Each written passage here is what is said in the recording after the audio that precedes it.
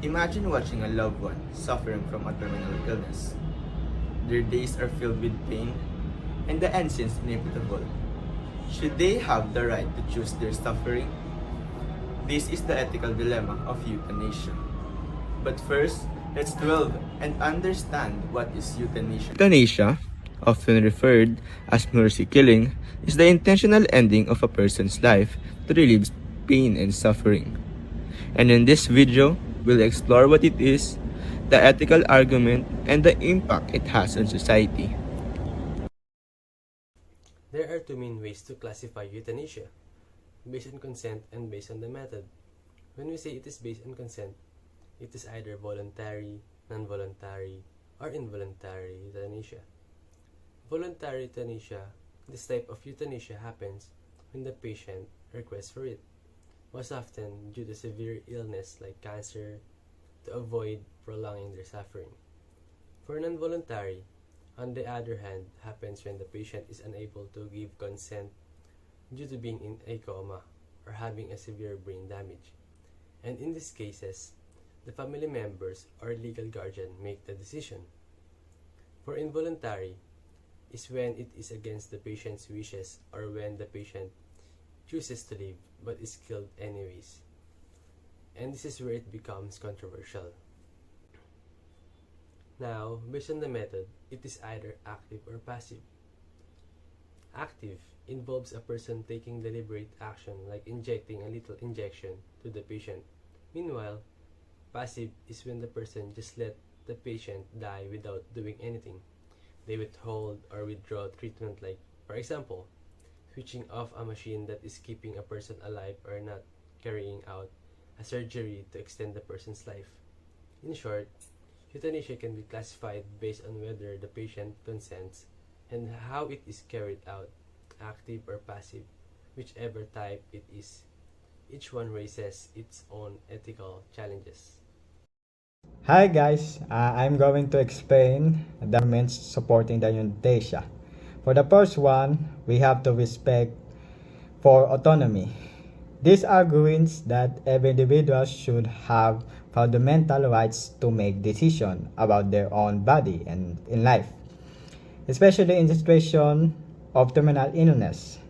Euthanasia acknowledges this right by allowing people to choose a diminished death over prolonged suffering.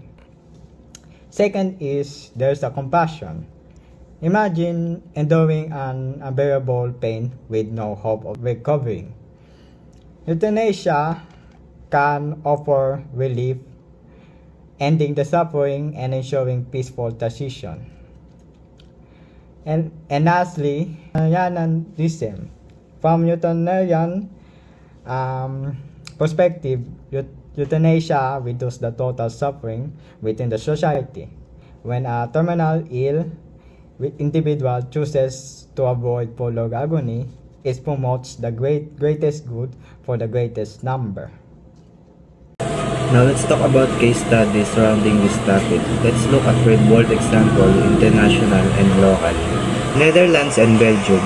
In other countries such as Netherlands and Belgium, euthanasia is legal but operates under strict regulations to prevent misuse. These laws stipulate that only patients who are terminally ill, enduring an unbearable physical or psychological suffering, and who provide informed consent can access euthanasia.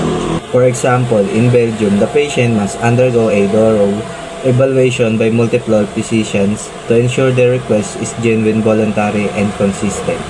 By keeping the process transparent and strictly monitored, this country aims to balance the right to die with the need to protect vulnerable individuals.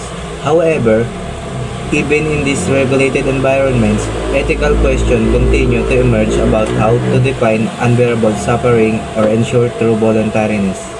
As for local case studies, in 1997, lawmakers in the Philippines considered a bill to legalize passive euthanasia. However, it faced strong opposition from the Catholic Church, which advocates for the sanctity of life and opposes euthanasia in any form. Currently, assisting a patient to die is considered crime under Philippine law with doctors potentially facing malpractice charges and imprisonment for such action. Hypothetical scenario. Now let's consider a hypothetical scenario to understand the moral complexity. Imagine being a doctor approached by a terminally ill patient requesting euthanasia to avoid prolonged suffering and loss of dignity. You face an ethical dilemma. Respect their autonomy and desire to end suffering, or uphold the sanctity of life by offering comfort through alternative care. This highlights the difficult balance between honoring individual rights and adhering to moral principles. In summary, euthanasia is not just about medical or legal issue. It is deeply personal. It forces us to question the value of life, the meaning of suffering, and our responsibility to each other. What would you do if someone close to you requested euthanasia? Should it be a legal option, or does it risk undermining the sanctity of life?